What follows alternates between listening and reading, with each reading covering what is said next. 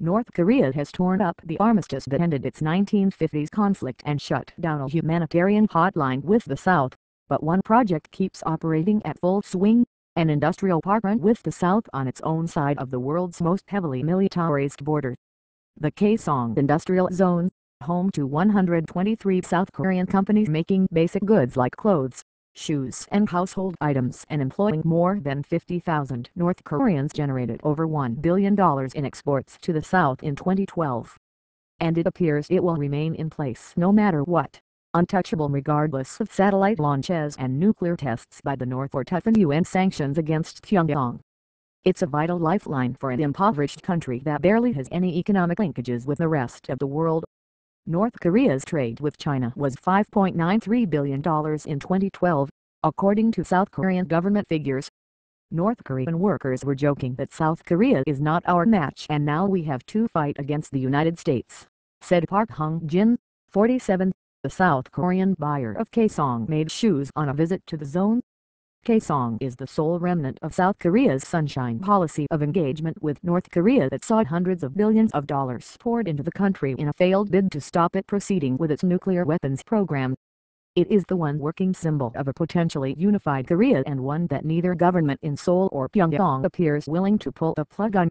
Untouched despite sanctions, the United Nations sanctions against North Korea that targeted its missile and nuclear programs and the bank accounts of its top leadership in retaliation for Pyongyang's third nuclear test in February left Kaesong untouched. Kaesong is viewed as the last resort. Shutting this down would be cutting off everything between North and South Korea, said Park Soo-jin, a spokeswoman for the Unification Ministry in Seoul. Only South Korean workers and buyers interested in the park's goods can secure a permit to cross the border, and 842 went across on Monday on a narrow road. Rare convoys take permit holders in and ship goods back and forth, under the watchful eye of soldiers from North and South Korea.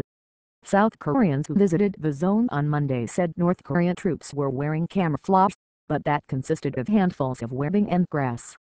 There were more soldiers than usual, but I think it was because today there were more vehicles coming into the South, said Kim Soo-in, 30, a female worker at a clothing factory in the zone returning from her work. South Korean data shows the average North Korean worker gets paid about $128 a month for working in Kaesong. They also receive snacks like instant noodles and choco pies that they take home to their families in a country periodically subjected to food shortages, if not full-blown famine. Kaesong remained open through previous spikes in tension. Most economic and aid links were cut in 2008 following the shooting of a South Korean tourist at a joint resort in the north.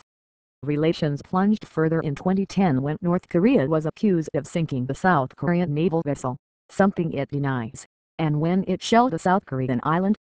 People who don't know the situation here may think that workers could be taken hostage, but the people working here know what North Korea thinks of Kaesong's significance, so they have trust, said Park, the shoe buyer.